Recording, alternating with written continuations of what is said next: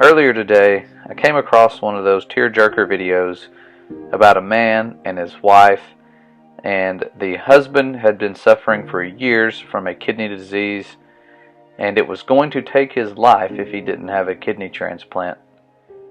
And it's one of those stories where, of course, the wife, being the loving wife that she is, loving her husband, went and got the test and found out she was a match for him, and that she could donate one of her kidneys to him so that they could both live and stay together. Quite the sacrifice.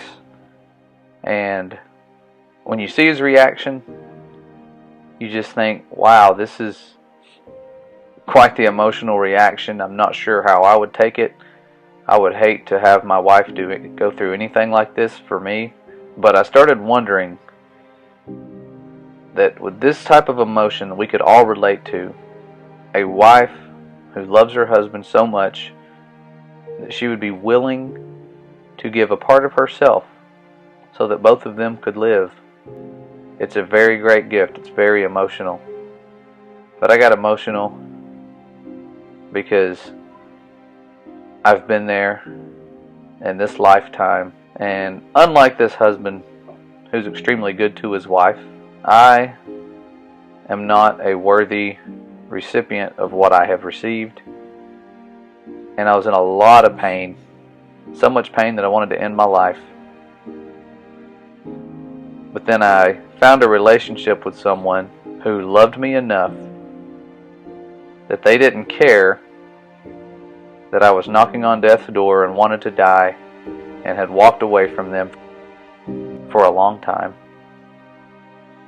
And it was a father this time whose love was so great. He didn't just give a kidney to save my life.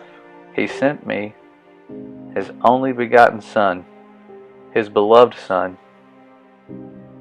so that I could live, and not just live a life of slavery that I'd lived for so many years in pain, but a life of freedom that you have never experienced before. I didn't even know I was a slave. I didn't even know that I wasn't free. But a love came into my life that set me free, and it came with great sacrifice. Not just giving of part of a body, but an entire body. A sacrifice that was a gift given to be raised up, and I didn't deserve it.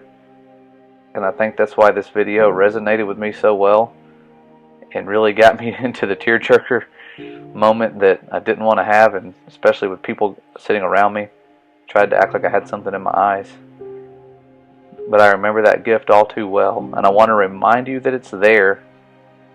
It's not one of those gifts that's given to just a few of us. It is for all of you. You can be forgiven for everything.